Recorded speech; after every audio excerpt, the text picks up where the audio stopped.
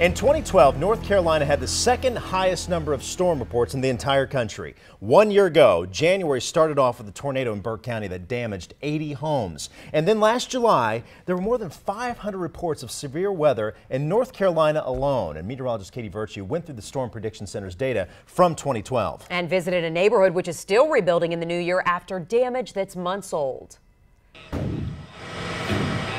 Severe weather started early in 2012 when a rare January tornado cut a 10-mile-long path through Burke County, destroying 12 homes. Then residents in Mecklenburg and Cabarrus counties took cover when an EF2 tornado damaged more than 200 homes on March 3rd. Andrew Casasantos' home now sits next to an empty lot while workers hammer the frame of a new house 2 doors down. We had a pretty long rebuilding process, but we finally got in the neighborhood's coming along pretty well.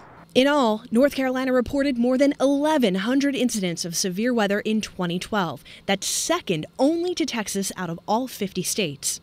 And North Carolina topped the list in 2011 with nearly 1,700 reports of tornadoes, strong wind, and hail.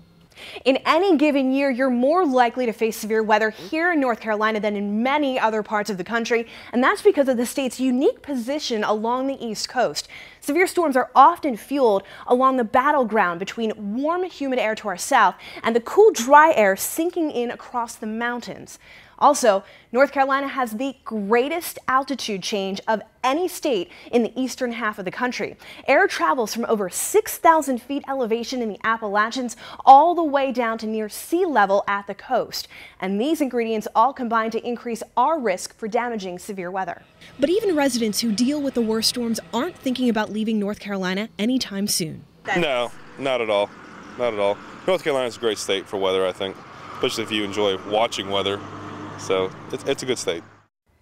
It's important to point out that only 1% of all the severe weather in North Carolina last year actually spawned a tornado, so you're much more likely to face the threat of damaging wind gust or hail. Yeah, Katie, these stories always remind us of the importance of having a weather radio, which you can get yourself. Emergency responders tell us a weather radio is your best defense when severe weather strikes.